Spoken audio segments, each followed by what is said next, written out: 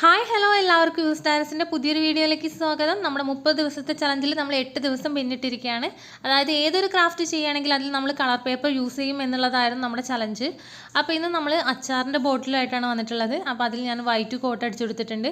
അന്ന് first coat അടിച്ചപ്പോൾ അതിൽ പ്രത്യേകിച്ച് മാറ്റമൊന്നും വന്നിട്ടില്ല. അപ്പോൾ ഞാനൊന്ന് വെയിറ്റ് ചെയ്തു. അപ്പോൾ അങ്ങനെ രണ്ടാമത്തെ കോട്ടും അടിച്ചിട്ട് വെയിലത്ത് കൊണ്ടുപോയി വെച്ചിട്ട് ഉണക്കുകയാണ്. പൊന്നൂസ് ഉറങ്ങാണ്. അപ്പോൾ ഉണരുന്നതിൻ്റെ മുന്നേ പരിപാടികളൊക്കെ തീർക്കണം. അപ്പോൾ അതിന് വേണ്ടിയിട്ട് ഞാൻ വെയിലത്ത് കൊണ്ടുപോയി വെച്ച് ഉണക്കി. ഇനി അതിൽ കുറച്ച് അറ്റകുറ്റപ്പണികൾ എന്ന് പറയുന്ന പോലെ കുറച്ച് ചിത്രങ്ങളൊക്കെ വരച്ചെടുക്കുന്നുണ്ട്. അപ്പോൾ ഈ ചിത്രങ്ങളൊക്കെ നമുക്കിത് ഡീറ്റെയിൽഡ് ആയിട്ട് കാണണമെങ്കിൽ നമ്മുടെ ചാനലിൽ ഉണ്ടായിരിക്കും ഫുൾ വീഡിയോ. അപ്പോൾ ഇത് നമ്മുടെ റൂമിലേക്ക് വരുന്ന എൻട്രൻസ് ആണ്. എവിടെ വെച്ചിട്ടാണ് ഉണക്കിയത്, ഇവിടെയുള്ള വെയിൽ.